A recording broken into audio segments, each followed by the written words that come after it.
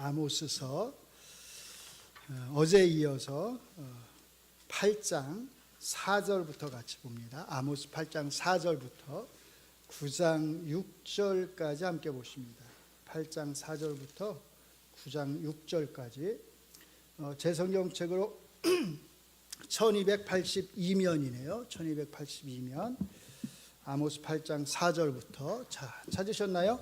그러면 8장 4절부터 9장 6절까지 우리 찾으신 분들은 같이 하나님 말씀을 읽어내려가도록 하겠습니다. 가난한 자를 삼키며 땅에 힘없는 자를 망하게 하려는 자들아, 이 말을 들으라.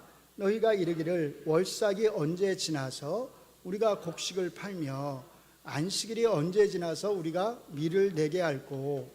에바를 작게 하고 세계를 크게 하여 거짓 저울로 속이며 은으로 힘없는 자를 사며 신 한 켤레로 가난한 자를 사며 찌꺼기 밀을 팔자 하는도다.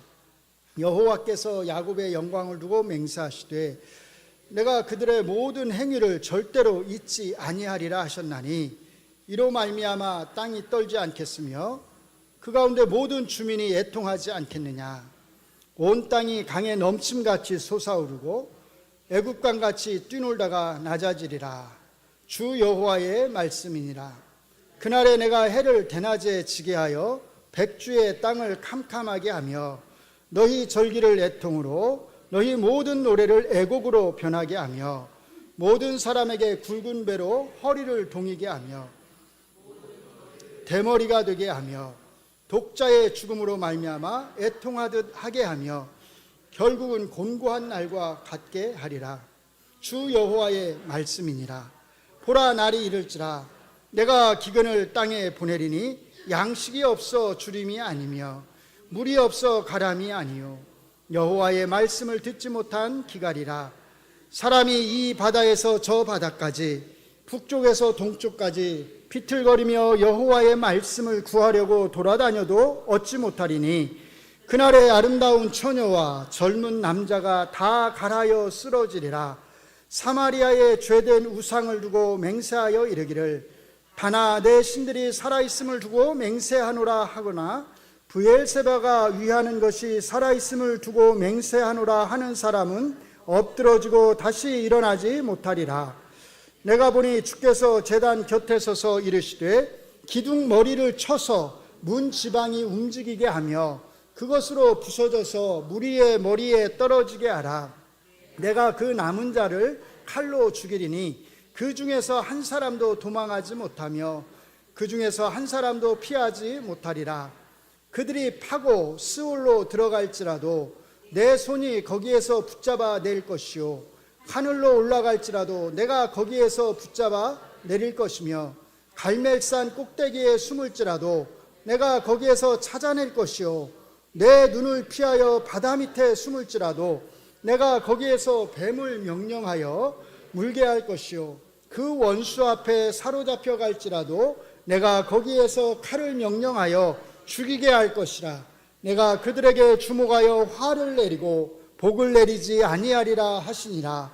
주 만군의 여호와는 땅을 만져 녹게 하사 거기 거주하는 자가 애통하게 하시며 그 온 땅이 강에 넘침같이 솟아오르며 애국강같이 낮아지게 하시는 이요 그의 궁전을 하늘에 세우시며 그 궁창의 기초를 땅에 두시며 바닷물을 불러 지면에 쏟으시는 이니 그 이름은 여호와 신이라. 아멘. 아멘. 저희가 어제 7장 1절부터 8장 3절까지의 말씀을 살펴보았습니다. 여기에는 모두 몇 개요? 몇 개의 환상? 4개의 환상과 하나의 이야기, 아마샤와 아모스의 대화가 나옵니다. 4개의 환상은 메뚜기 환상, 불의 환상, 다림줄 환상, 여름과일 한 광주리 환상, 이렇게 4개입니다.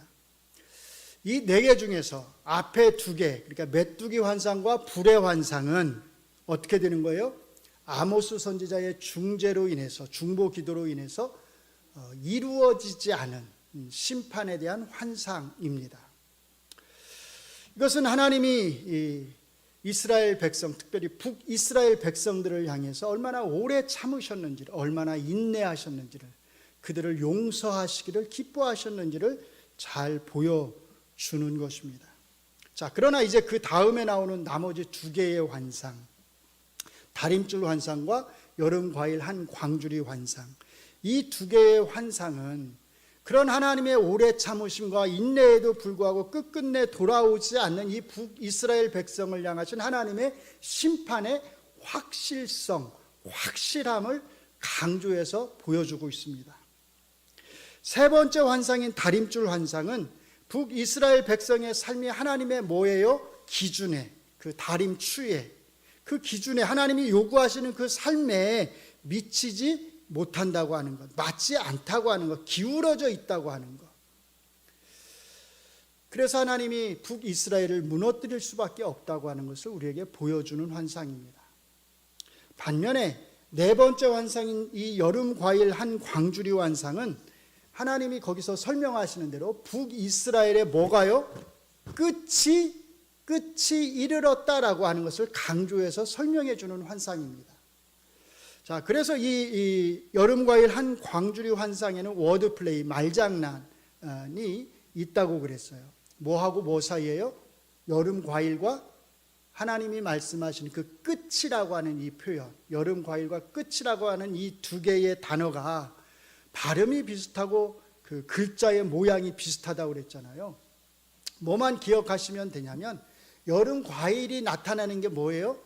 끝이라는 것만 기억하시면 돼요. 여름 과일이 끝을 가리킨다. 우리가 이제 그런 말 하잖아요. 보통 누가 싸워서 뭐 기분이 안 좋거나 너 이제 끝이야, 너 끝장이야, 뭐 이런 말 하잖아요. 근데 그 말 들으면 별로 기분이 안 좋고 조금 무시무시한 느낌이 들잖아요. 왜? 끝이라고 하니까, 끝장이라고 하니까. 그런데 그 끝이라고 하는 그 말이 한 광줄이 가득 담겨져 있다고 생각을 해보세요. 그렇죠? 한 번만 들어도 그런데 그 표현이 한 광줄이 가득 담겨져 있어. 넌 끝이야. 그러면 진짜 끝났다는 거죠. 그거는.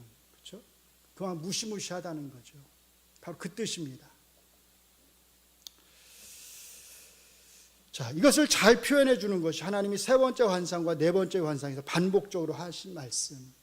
앞에서 두 번이나 용서해 주셨는데 이제는 뭐 하지 않겠다? 내가 다시는 그를 용서하지 않겠다. 반복해서 말씀을 하십니다. 더 이상 기회가 없다는 거죠. 남은 것은 뭐밖에 없어요? 심판의 확실성밖에 없다라는 것입니다.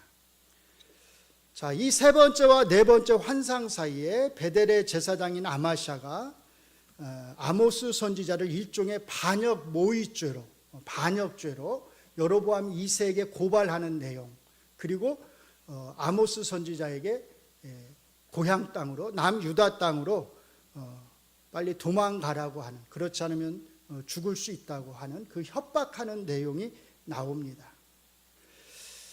이것은 앞에서 전한 그 세 번째 환상, 아마도 첫 번째와 두 번째도 마찬가지일 텐데요. 그 환상들 또는 대부분의 말씀들이 아마 아모스 선지자가 어디에서 전했다는 걸 알 수 있냐면 베델에서 전했다라고 하는 것을 우리가 알 수 있습니다. 이런 위협에도 불구하고 아모스 선지자는 네 번째 환상, 심판의 확실성에 대한 하나님의 말씀을 전했던 것입니다.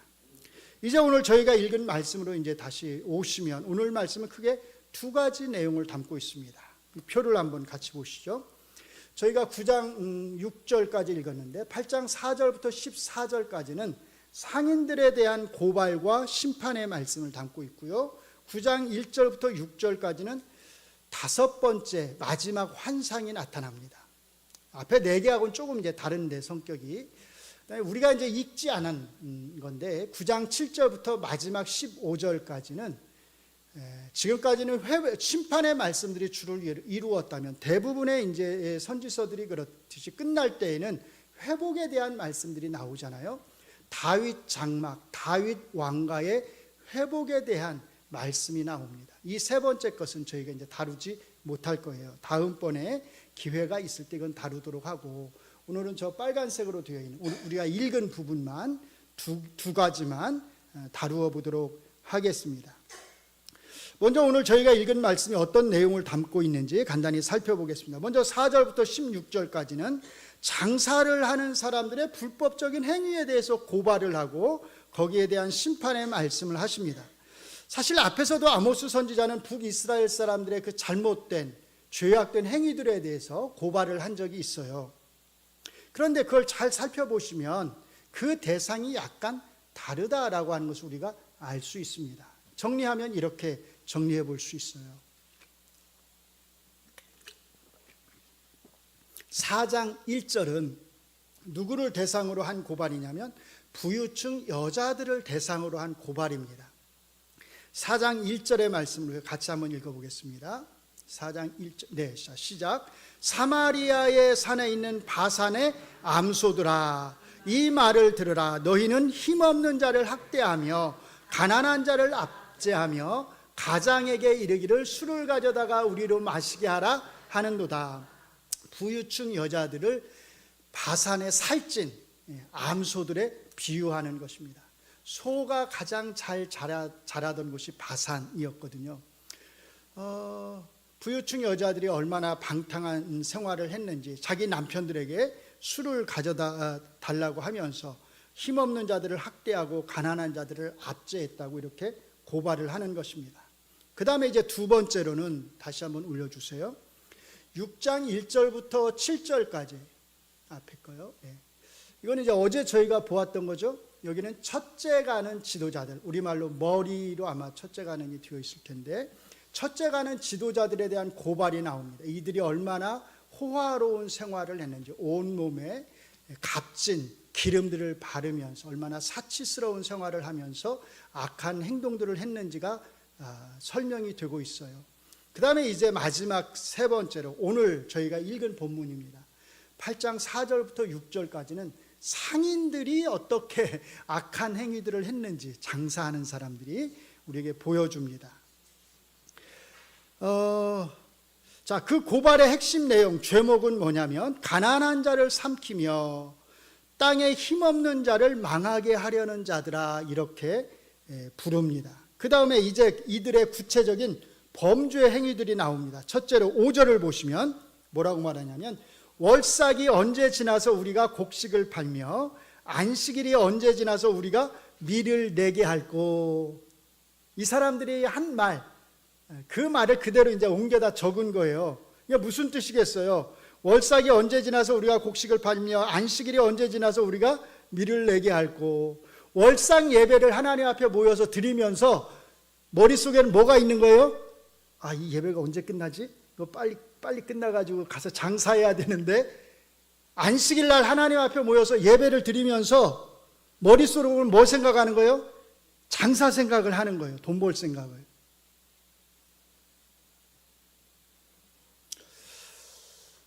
돈 버는 일이 너무 재밌는 거죠. 돈 모으는 일이 너무 재밌는 거예요. 그러니까 월삭에 하나님 예배하러 모여서, 안식일 날 하나님 앞에 예배한다고 모여서 생각은 다 어디 가 있냐면 장사해가지고 돈 벌 생각만 하고 있다는 거예요. 이게 빨리 끝나야 되는데, 이 생각. 그러니까 하나님 앞에 나와서 예배를 드릴 때도 집중이 안 되는 거죠. 왜? 마음은 다른 데가 있는 거니까. 생각은 다른 데가 있으니까요. 예배를 드리지 않을 수는 없으니까 나와서 예배는 드리는데 그 예배가 형식적인 예배밖에는 되지 않는 것입니다. 두 번째, 뭐라고 말하냐면 에바를 작게 하고 세계를 크게 하여 거짓 저울로 속이며, 이렇게 말합니다. 에바는 양을 재는 기구입니다. 보통 1에바가 22리터 정도라고 그래요. 그러니까 에바를 작게 한다고 하는 것은 어떤 의미냐면 정확하게 재서주면 양이 22리터가 나와야 돼요. 22리터가. 근데 22리터가 나오지 않고 몇 리터만 주냐면 20리터만 재가지고 마치 몇 리터로 속이는 거예요? 22리터로 속이는 거예요. 그러면 자기가 2리터를 더 남겨먹는 거잖아요. 그렇죠? 그렇게 에바를 작게 해서 돈을 번다는 겁니다. 장사를 한다는 거예요. 세겔은 무게를 재는 기구입니다. 1세겔이 약 11g 정도였다고 그래요. 세겔을 크게 하여, 이렇게 말합니다. 세계를 크게 해서, 그 말은 무게를 많이 나가게 한다는 거죠. 실제 무게는 9g밖에 안 돼. 근데 이게 많이 나가게 해가지고 11g 나가는 것처럼 보이게 하는 거예요. 예를 들자면 그렇게 눈속임을 하는 거죠. 그렇게 해서 돈을 번다는 거예요. 누가요? 월상 예배에 나와서 하나님 예배하고 안식일에 나와서 예배하는, 장사하는 사람들이 하나님 앞에 예배를 드리면서 장사는, 죄송합니다, 이따위로 했다는 거예요. 이 사람들이 하는 말을 그대로 옮겨다 놓은 거죠. 자, 세 번째, 은으로 힘없는 자를 사며 신 한 켤레로 가난한 자를 사며. 놀랍지 않나요? 얼마나 사람의 몸값이, 좀 표현이 그렇긴 하지만 헐값이었으면 신 한 켤레를 가지고 사람을 살 수 있었겠어요. 그만큼 없는 사람들은 힘들게 살았다는 거죠. 자, 문제는 하나님이 율법에서 금하신 것이 있습니다. 같은 동족을 노예로 삼지 말아라. 그건 율법에서 금하신 것이에요. 그런데 그 말씀을 어기고 가난하고 힘없는 자를 아주 싼 값에, 헐값에 돈 주고 샀다는 거예요. 일종의 인신매매를 한 거죠. 하나님이 금하신. 혹시 기억하실지 모르겠는데 우리가 지난 5월에 1장 봤잖아요. 1장에 보시면 이제 그 주변 나라들에 대한 심판의 말씀이 나옵니다. 근데 그 중에 블레셋과 에돔이 나오는데, 이 블레셋과 에돔이 하나님 앞에 책망받는 죄 중에 하나가 뭐냐면 인신매매를 했다는 것이에요. 인신매매. 사람을 돈 주고 팔고 했다는 거예요. 장사했다는 거예요. 근데 그 똑같은 행위를 같은 동족을 향해서 이 사람들이, 이 상인들이 물건만 판 게 아니라 사람까지도 그런 식으로 했다는 겁니다.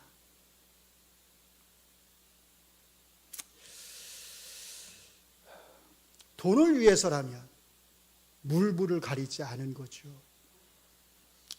네 번째, 찌꺼기 밀을 팔자 하는도다. 찌꺼기 밀, 무슨 말이에요? 팔 수 없는 것까지도 팔 수 없는 것까지도 속여서 팔았다는 거죠. 뭐 이런 건 이제 오늘날에도 사실 이런 게 있잖아요. 음식 가지고 장난치시는 분들 있잖아요. 상품을 속이고 나쁜 것을 좋은 것처럼, 수입품을 국내산인 것처럼 그렇게 파는 분들이 있잖아요. 이 당시에도 그랬다는 것 같아요. 월삭과 안식일에 성전에 나와서는, 하나님 앞에 나와서 예배 드린다고 하는 자들이 집에 가서, 직장에 가서 장사하면서는 이런 행위들을 하면서 살았다는 거죠. 자, 그런데 누가 이걸 다 낱낱이 지켜보시고 있었겠어요? 하나님이 다 지켜보고 계십니다. 낱낱이. 그래서 7절에 보시면 하나님이 강조해서 이렇게 말씀하세요. 뭐라고 하시냐면, 내가 그들의 모든 행위를 낱낱이 다 뭐라고요? 절대로 잊지 않겠다. 그냥 잊지 않는 게 아니라 내가 절대로 잊지 않겠다. 강조해서 말씀하십니다. 그래서 그 다음에 나오는 9절과 10절의 말씀은 하나님의 심판이 임할 때 이들이 겪게 될 고통을 나타내는 비유적 표현들입니다. 자, 한 단어로 표현하면 그 심판의 날은 어떤 날이 될 것이냐. 10절 끝에 나오는 표현, 곤고한 날, 고통의 날이 될 것이다 라고 말씀을 하시는 거예요. 우리가 잘 아는 말씀, 11절의 말씀이죠. 보라, 날이 이를지라 내가 기근을 땅에 보내리니 양식이 없어 주림이 아니며 물이 없어 가람이 아니요 여호와의 말씀을 듣지 못한 기갈이다. 우리 많이 들어보셨죠? 설교도 많이 들으셨을 거예요. 이 말씀 가지고. 이 말씀의 배경이 바로 지금 이 상황입니다. 심판의 상황. 하나님이 심판하신 그 고통의 날에 하나님의 말씀을 들을 수가 없는 기갈이 있을 거란 거예요. 이게 무슨 뜻이겠어요? 그러면 하나님의 말씀을 들을 수 없다는 게, 하나님의 심판이 임하는 그 날에 사람들이 어떻게 할까요? 지금까지는 하나님이 아무리 말씀을 하셔도 귀담아 들었어요? 안 들었어요? 안 듣죠? 안 들어요. 왜요? 내가 잘 나가고 있으니까. 그렇죠? 돈 잘 벌고 있으니까 누가 뭐라고 해도 그런 하나님의 말씀들이 귀에 안 들어옵니다. 근데 이제 하나님의 심판이 임해서 죽게 되니까, 살기가 힘드니까 고통의 날이 임하니까 그때 또 누구 불러요? 하나님을 찾죠. 하나님의 도움을 구하죠. 바로 그때 하나님이 응답하지 않겠다. 내가 심판을 내려서 너희를 심판할 때 너희가 아무리 나를 찾아봐라. 내가 응답하나? 내가 도움을 베푸나? 그 어디에서도 하나님의 말씀을 들을 수 없는, 하나님의 말씀을 들을 수 없다고 하는 것은 하나님을 찾을 수 없다고 하는 겁니다. 하나님의 도움을 받을 수가 없다는 거예요. 내가 답하지 않겠다는 것입니다. 하나님이 주신 그 회개의 시간과 그 기회들을 다 무시하고 자기들 마음대로 살다가 이제 하나님의 심판이 임하니까 그제야 하나님의 도움을 구한다면 하나님은 그런 도움의 요청에는 응답하지 않겠다라고 말씀을 하시는 것입니다. 그래서 12절에 보시면 그날에는 아무리 하나님의 말씀을 구해서 하나님의 도움을 구해서 여기저기 돌아다녀도, 전 세계를 다 돌아다녀도 하나님을 찾을 수 있어요, 없어요? 없으리라고 말씀을 하는 거예요. 그래서 13절에 보시면 아무리 젊은 처녀라도, 아무리 젊은 남자라도 하나님의 도움을 구하다가, 하나님의 도움을 구해서 여기저기 찾아다니다가 굶어 죽게 될 거다, 이렇게 말씀을 하시는 것입니다. 가장 젊은 여자, 가장 젊은 남자가 하나님의 말씀을 구하다가 굶어서 죽는다면 연세 드신 분들, 어린아이들, 병약한 사람들은 뭐 말할 것도 없죠. 그렇죠? 무슨 말이겠어요? 다 하나님의 말씀의 기갈로 인해서, 하나님이 응답해 주지 않아서 하나님을 찾지 못해서 다 죽게 될 거다라고 심판의 말씀을 하시는 것입니다. 이런 고발과 심판에 대한 말씀에 이어서 이제 9장 1절부터 6절까지 마지막 5번째 환상에 대한 말씀이 나옵니다. 이 환상의 핵심 메시지는 좀 이렇게 표현하니까 좀 죄송하긴 한데 이런 거예요. 하나님은 악인을 끝까지 쫓아가서 마침내 심판하신다. 이게 핵심입니다. 바꿔서 말하면 이 땅에는, 이 땅뿐만이 아니라 이 온 우주에는 그 어떤 악인도 하나님을 피해서 숨을 수 있는 곳이 없다라는 것이에요. 그 설명이 이어집니다. 아모스 선지자가 본 환상이 얼마나 끔찍하게 이것을 잘 묘사하는지 한번 주목해 보시기 바랍니다. 자, 먼저 9장 1절을 보시면 뭐라고 말하냐면 내가 보니 주께서 어디에요? 제단 곁에 서서 말씀을 하세요. 제단 곁. 제단이니까 뭐 하는 곳이에요? 예배를 드리는 곳이죠. 하나님 앞에 예배를 드리는 곳. 이게 중요합니다. 자, 예배를 드리는 곳에 하나님이 서 계신다는 거예요. 그러니까 지금 이 자리가 지금 어떤 자리냐면 이 사람들이 모여 있는 자리가 예배를 드리는 상황이란 거예요. 예배를 드리고 있는데, 우리처럼 예배를 드리고 있는데 뭐가 일어나냐면 땅이 흔들리기 시작하는 거예요. 그 9장 1절 보시면 이렇게 표현해요. 기둥머리를 쳐서, 이 건물의 기둥이 되는 이 기둥을 쳐서 문지방이 어떻게 돼요? 흔들리게 하는 거예요. 그것으로 부서져서 무리의 머리 위에 떨어져라. 무슨 말이에요? 한참 예배 드리고 있는데 막 땅이 막 흔들려가지고 기둥이 막 무너져서 건물이 붕괴되는 거죠. 그 장면입니다. 뭐 하고 있는데요? 예배를 드리고 있는데, 하나님 앞에. 자, 그러면 어떻게 되죠? 건물이 무너지면, 예배를 드리고 있는데 건물이 무너지면 어떻게 되는 거예요? 어떤 사람들은 그 건물에 깔려서 죽을 거예요. 또 어떤 사람들은 어떻게 되겠어요? 일부는 그래도 살아나는 사람들이 있겠죠. 목숨을 건지는 사람들이 있을 것입니다. 그런데 하나님은 뭐라고 말씀하시냐면 내가 그렇게 땅을 흔들어서 죽은 사람들 말고 살아남은 사람들, 그 사람들은 내가 어떻게 하겠다, 이번에는 그냥 놔두지 않고 내가 칼로 죽이겠다, 이렇게 말씀을 하시는 거예요. 살아남은 사람들은. 좀 무시무시하지 않나요? 자, 1절 중간을 한번 보시기 바랍니다. 내가 그 남은 자를 칼로 죽이리니 그 중에서 한 사람도 도망하지 못하며 그 중에서 한 사람도 피하지 못하리라. 한 명도 남기지 않고 다 죽이겠다 이렇게 말씀을 하시는 거예요. 자, 그런데 그 다음에 더 끔찍한 말씀을 하십니다. 자, 만약에 땅이 흔들렸는데도 불구하고 어떤 사람이 이제 살아남았어요. 자, 이제 이번에 하나님이 칼로 심판을 하는데 또 칼을 피해서 저 땅속 깊은 곳으로 숨어 들어갔어요. 땅을 파가지고 숨어 들어갔어요. 저 땅속 깊은 곳을 우리가 성경에서 뭐라고 한다고 그랬죠? 스올이라고 한다. 스올. 자, 땅속 깊은 곳, 저 스올로 숨어 들어갔어요. 자, 어떻게 될까요? 2절에 보시면 그들이 파고 이렇게 돼 있죠? 파고 뭘 파요? 땅을 파가지고 저 땅속으로 숨어 들어간다는 거예요. 하나님의 칼을 피해서. 그 땅속 깊은 곳 스올로 숨어버리면 하나님은 어떻게 하시겠다? 그냥 놔두겠다? 아유, 더 이상 못 찾겠네? 그게 아니라 하나님이 그 땅속 깊은 곳에 손을 집어넣어서 그를 붙잡아서 끄집어 내겠다, 이렇게 말씀을 하십니다.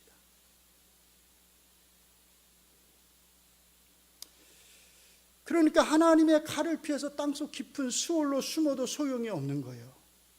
자, 이번에는 반대로 땅속 깊은 곳이 아니라 어디로 피해서 숨어요? 하늘 위로 숨어요. 하늘 위로 올라간다 할지라도 내가 거기에서 내 손을 뻗어서 붙잡아서 내리겠다. 그러니까 땅속 아래로 피해도 소용이 없고 땅 위 하늘로 피해도 소용이 없다라는 거예요. 자, 그러면 사람들이 잘못을 범하면 일반적으로 범죄자들이 많이 숨어드는 곳 어디죠? 산속 깊은 곳, 그렇죠? 이번에는 산속 깊은 곳으로 숨어듭니다. 이스라엘에서 제일 험한 산 갈멜산 잘 아시죠? 엘리야 선지자. 산속 홍해를 마주보고 있는 갈멜산 꼭대기로 숨어 들어가요. 하나님 뭐라고 하세요?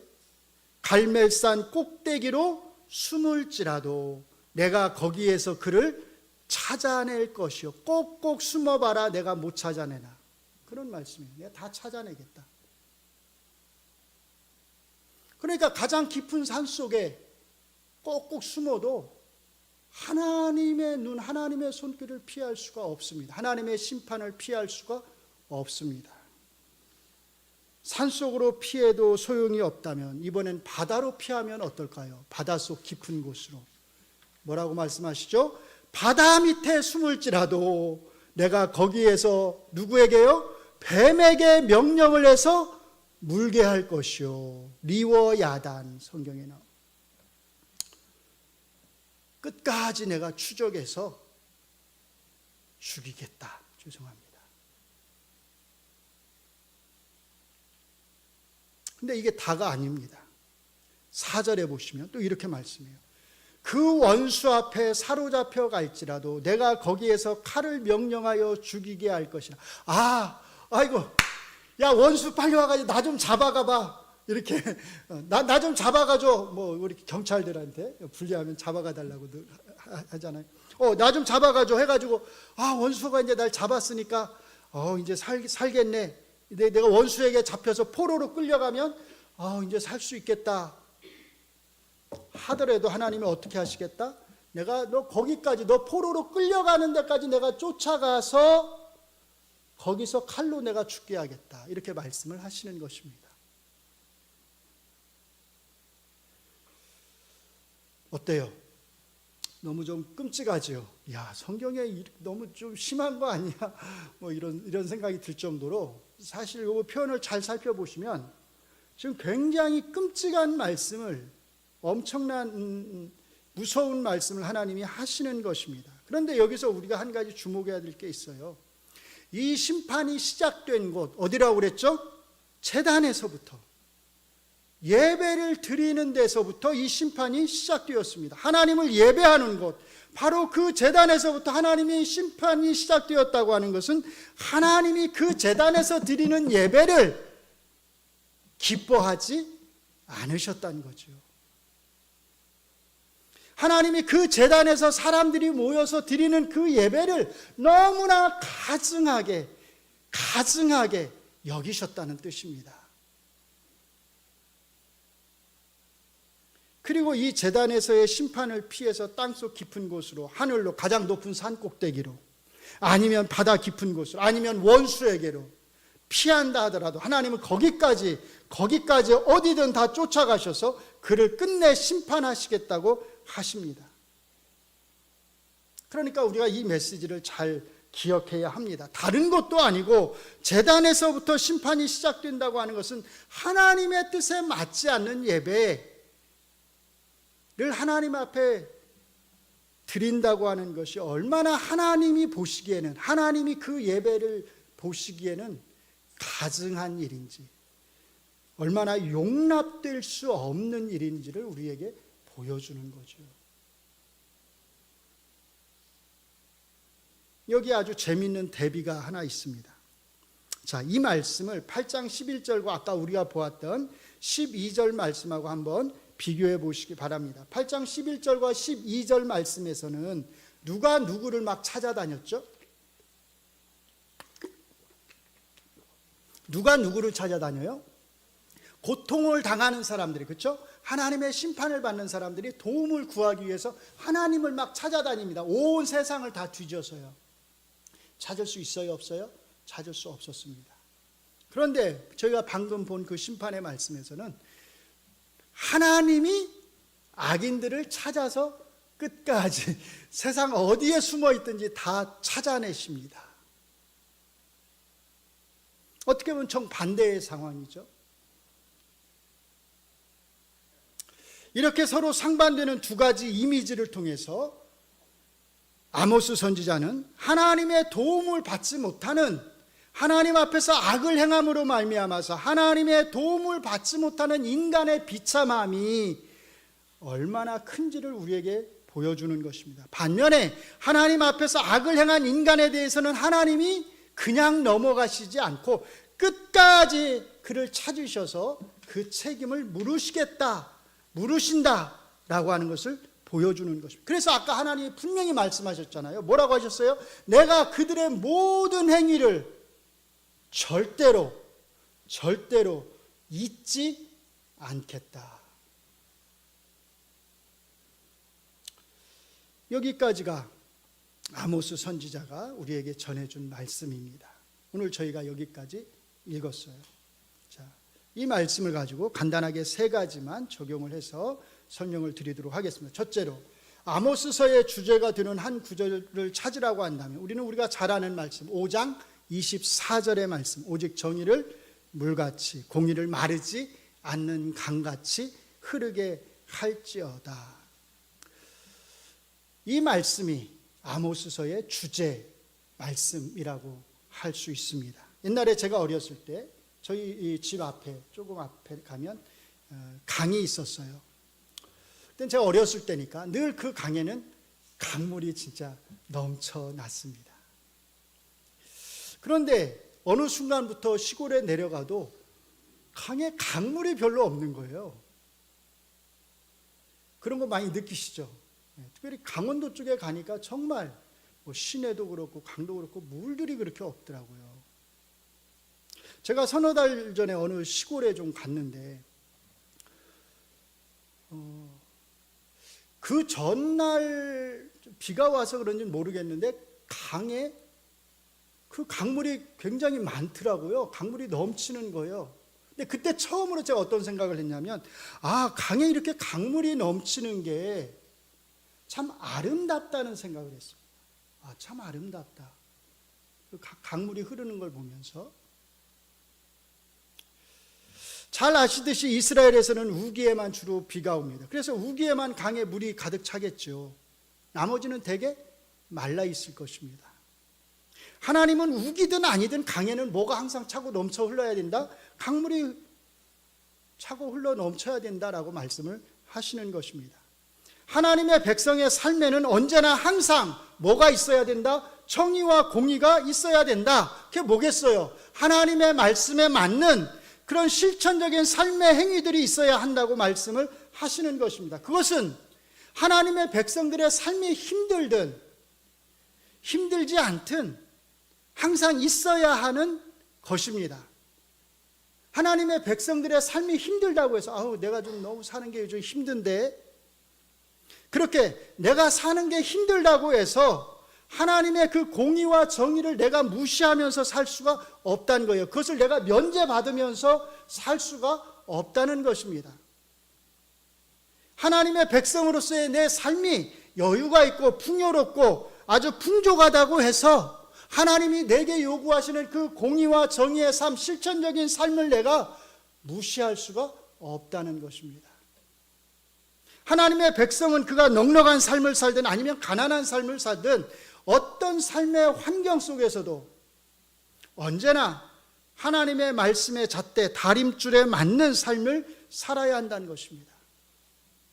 그의 직업에 상관이 없이, 그의 지위에 상관이 없이 말입니다. 그가 고위공직자든 아니면 고위공직자의 아내든, 그가 장사를 하는 상인이든, 그가 농사를 짓는 농부든, 그가 어떤 직업을 가졌든 상관이 없습니다. 그들은 직업만 다를 뿐이지, 그렇죠? 직업만 다를 뿐이지 모두가 다 하나의 이름, 어떤 이름이요? 하나님의 백성이라고 하는 그 하나의 이름 아래에서 살아가고 있기 때문입니다. 하나님은 하나님의 모든 백성에게 다 똑같은 삶을 요구하신다는 거죠. 직업이 다르다고 해서 너희가 서로 다르게 살아도 돼라고 말씀하지 아니하신다는 것입니다. 공무원이라고 해서, 장사를 하는 사람이라고 해서, 목사라고 해서 서로 다르게 살도록 요구하지 않으십니다. 공무원이든 장사를 하는 사람이든 목사든 하나님 앞에서 하나님의 백성으로 살아가는 삶은 다 똑같을 수밖에 없다는 거죠. 그건 다른 게 아닙니다. 정의와 공의가 있는 삶, 넘쳐나는 삶, 이웃을 배려하고 사랑하고 존중하는 삶을 살라는 거죠. 저희가 주일날 오후에 3주 동안 했나요? 소요리 문답, 10계명의 요약, 그렇죠? 3주 한 것 같은데, 하나님 사랑과 이웃 사랑이 어떻다? 같다는 것에 대해서 우리가 살펴보았습니다. 그 10계명의 요약에 대한 말씀을 구약에서 가장 실천적으로 우리에게 보여주는 성경책을 찾으라고 한다면 아모스 서일 것입니다. 두 번째, 일주일 중 하루를 거룩하게 구별하여 하나님 앞에 드릴 때에는 그날 하루를 온전히 하나님께 집중해서 예배를 드리고 말씀을 집중해서 듣고 배우며 마음을 다하여 목소리를 높여 하나님을 찬양하면서 온전하게 그 하루를 하나님 앞에 드려야 한다는 것입니다. 그런데 한번 잘 생각해 보시기 바랍니다. 오늘날 우리의 주일 예배가 얼마나 때로는 형식에 그치는지를 우리 스스로 잘 알 것입니다. 대부분의 성도님들이 주일 예배에 나와서 그 예배를 드린 것으로, 그 시간을 지켜서 드린 것으로 만족을 합니다. 빨리 예배를 마치고 집에 돌아가서 쉬고 싶은 생각, 빨리 예배를 마치고 다른 바쁜 볼일을 봐야 된다는 생각, 빨리 예배를 마치고 어딘가 가야 된다는 생각, 너무나 분주합니다. 언제요? 주일에. 예배를 드리진 않을 수 없고 예배는 드려야 되고. 아까 뭐라고 그랬죠? 이 사람들, 장사하는 사람들, 월삭이 언제 지나서 우리가 곡식을 팔며, 이거 월삭 빨리 지나야 가서 장사해서 곡식 팔 텐데, 안식일이 언제나 지나서 우리가 밀을 내게 할 거. 너무 분주하잖아요, 장사 생각에. 오늘날 우리의 모습이 아닌가요? 모든 목사님들이 한결같이 하시는 말씀이 있습니다. 그래도 예전에는 오전 예배와 오후 예배의 인원이, 참여 인원들이 그래도 큰 차이가 없었는데 요즘에는 너무나 차이가 많이 난다는 거예요. 거의 다들 그냥 11시 그 오전 예배만 드리고 물 빠지듯이 그냥 쑥 다 빠져나가가지고 오후 예배는 없는 교회도 있습니다. 안 드리는 교회도 있고, 드리는 교회들도 소수만 모여서 예배를 드립니다. 어떤 분이 우리 교회 오셔 놀라시더라고요. 목사님 교회는 그래도 많이 나오시네요. 그리고 우리 교회는 제가 보기엔 한 절반 정도 오후 예배 참여를 하세요. 이게 절반 정도면 상당히 많은 참여율입니다. 절반을 참여하는 교회들이 제가 볼 때 거의 아마 없을 거예요. 3분의 1 보통 그런 실정입니다. 왜요? 빨리 오전 예배 마치고 집에 가서 다른 볼일들을 해야 되니까. 할 일들이 너무나 많으니까요. 주일뿐만이 아닙니다. 사실 더 중요한 것은 나머지 6일이지요. 주일도 제대로 집중해서 하나님 앞에 드리지 못하는 사람들이 어떻게 나머지 6일 동안 하나님의 말씀에 집중하면서 그 말씀대로 살아갈 수 있겠느냐는 것입니다. 그래서 적어도 제가 볼 때 그렇게 말씀을 드리는 거예요. 주일을, 그 한날을 하나님 앞에 잘 드리는 법부터 배워야 한다는 것입니다. 거기서부터 시작해야 된다는 거예요. 그리고 마지막 세 번째, 이게 제일 중요하다고 생각을 합니다. 주일을 하나님 앞에 잘 집중해서 온전하게 드리는 법부터 배우고, 마지막 세 번째로 그 다음에 나머지 6일을 주일처럼 살아가시면 됩니다. 어떻게 살아가요? 주일처럼 6일을 살아가시면 됩니다.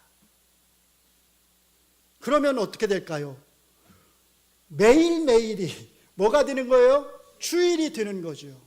집중해서 하나님 앞에서 살아가는 매일매일의 날이 되는 것입니다.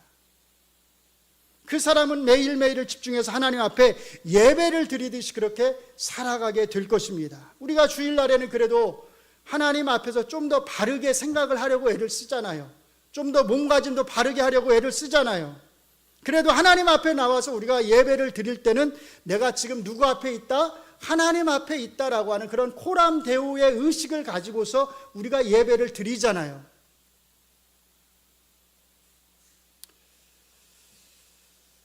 사랑하는 성도 여러분, 주일을, 그 한날을 하나님 앞에서 집중해서 바르게 드리시기 바랍니다. 그리고 나머지 6일을 정말로 주일처럼, 매 주일처럼 그렇게 사시기 바랍니다. 한번 따라해 보시겠습니다. 매일이 주일이다. 매일이 주일입니다. 매일매일이 우리에게는 다 거룩한 날입니다. 그리스도인이라고 하는 그 이름이 여러분을 구원하는 게 아닙니다. 그리스도인이라고 하는 그 이름에 맞게 사는 여러분의 삶이, 우리의 삶이 우리를 구원하는 것입니다. 예수님이 우리를 향해서 너희는 세상의 소금이다, 너희는 세상의 빛이다, 이렇게 말씀을 하셨습니다. 우리는 이 말씀을 가져다가 자꾸 바꾸려고 그래요. 어떻게 바꾸죠? 너희는 세상의 소금이 되어라, 너희는 세상의 빛이 되어라. 막 마음대로 바꿔요. 근데 예수님은 되라고 말씀하지 않으셨어요. 뭐다? 이다라고 말씀하셨어요. 소금이다, 빛이다. 소금이 되려고 할 필요가 없습니다. 빛이 되려고 하실 필요도 없습니다. 그냥 여러분 자신이 이 세상에서 소금으로 존재하고 있고 빛으로 존재하고 있다는 사실만 기억하시면 됩니다. 무슨 뜻이냐면 소금이, 빛이 여러분의 정체성이라는 것입니다. 쉽게 말하면 예수님의 제자라고 하는 정체성, 그리스도인이라고 하는 정체성, 그게 내가 세상에서 나의 신분, 나의 정체성이라는 겁니다. 그걸 기억하고 그냥 그 정체성에 맞게 살면 되는 것입니다. 예수님이 우리에게 말씀하신 핵심이 그거예요. 너의 정체성을 잊지 말아라.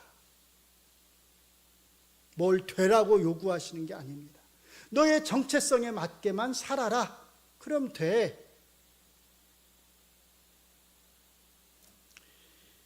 우리는 이 예배당 안에서만 우리는 그리스도인이 아닙니다. 우리는 예배를 드릴 때만 그리스도인이 아닙니다.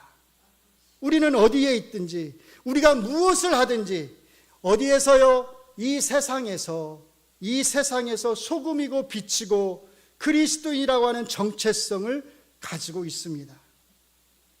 그래서 우리가 정말로 그리스도인이라고 나 스스로를 고백한다면, 그리고 그 나의 고백이 정말로 진실된 고백이라고 한다면 그 이름에 맞게만 살면 되는 것입니다.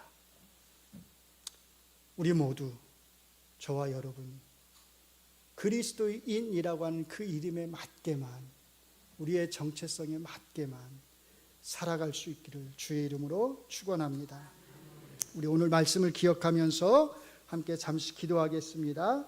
하나님, 3일 동안 귀한 말씀을 주셔서 너무나 감사합니다. 3일 동안 아모스서를 통해서 깨닫게 해주신 말씀대로 우리가 잘 살아갈 수 있도록 도와주시고, 우리가 주일을 온전히 하나님 앞에 하나님의 날로 거룩하게 잘 드리는 것으로부터 시작해서 매일매일을 거룩한 날로 하나님 앞에 주일처럼 살게 하여 주시옵소서. 그리고 그리스도인이라고 하는 우리의 그 이름에 걸맞게, 정체성에 걸맞게 우리가 세상에서 살게 하여 주시옵소서. 우리 같이 한 목소리로 잠시 기도하겠습니다. 하나님, 감사합니다.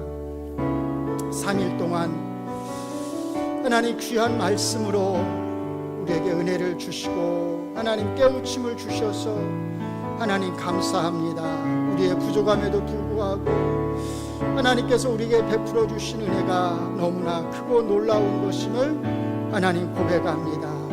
하나님, 깨우침 받은 그대로 이제 우리가 잘 말씀대로 살아갈 수 있기를 원합니다. 하나님의 뜻의 기준에 맞게 우리가 살아가기를 원합니다. 우리가 주일부터 거룩한 날로 하나님 앞에 바르게 잘 드릴 수 있는 데서부터 시작하기를 원합니다. 우리의 분주한 마음들을 버리게 하시고 우리의 분주한 생각들을 버리게 하시고 온전히 하나님 앞에 주님의 날을 드릴 수 있게 하여 주시옵소서. 하나님을 의식하면서, 하나님의 말씀을 의식하면서 하나님 앞에서 살아가고 있다고 하는 의식을 가지면서 그렇게 우리가 주일을 하나님 앞에 드리기를 원합니다. 그리고 나머지 6일을 매일매일 우리가 주일처럼 살아가기를 원합니다. 하나님 앞에서 거룩하게 살아가기를 원합니다. 우리의 그리스도인이라고 하는 그 정체성에 맞게, 빛과 소금이라고 하는 정체성에 맞게 우리가 살아가기를 원합니다. 하나님이 도와주시고 우리 안에 계시는 성령님께서 우리를 주장하여 주셔서 그렇게 살아갈 수 있도록 은혜를 내려 주시옵소서. 성령님의 이끌림을 받는 삶을 우리가 살아가기를 원합니다. 성령님의 충만함을 입는 은혜로 우리가 그렇게 살아갈 수 있기를 원합니다. 그리하여서 이 하나님의 교회가, 이 동작중앙교회가 하나님 기뻐하시는 교회, 하나님을 영화롭게 하는 교회, 오직 하나님의 이름을 높이는 교회가 되기를 원합니다. 하나님의 말씀으로 강건하게 하시고 건강하게 늘 하나님 앞에서 세워져가는 교회가 되게 하여 주시옵소서.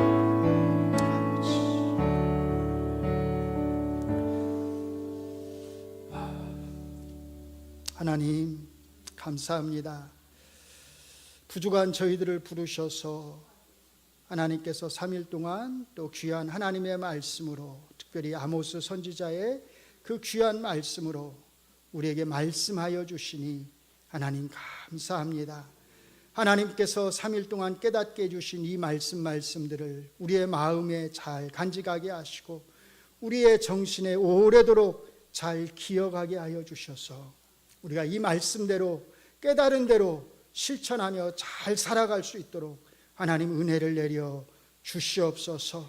우리 힘으로 할 수 없음을 아시오니 하나님의 영이신 성령님께서 우리를 충만하게 하여 주시고 우리를 앞에서 이끌어 주시옵소서. 우리 주님이 부활하신 그 거룩한 날, 하나님의 날을 하나님 앞에서 온전히 하나님을 위하여 하나님에게 드리는 것에서부터 우리가 시작하기를 원합니다. 그리고 나머지 6일을 정말로 주일처럼 그렇게 하나님 앞에서 살아가기를 원합니다.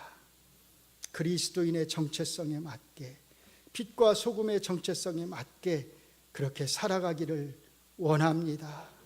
우리를 지도하여 주시고 우리가 그렇게 삶으로써 이 하나님의 교회, 동작중앙교회가 정말로 이곳에서 하나님의 이름을 빛내는, 하나님의 이름을 높이는 그런 건강한 교회, 그런 강건한 교회가 될 수 있도록 하나님 인도하여 주시옵소서.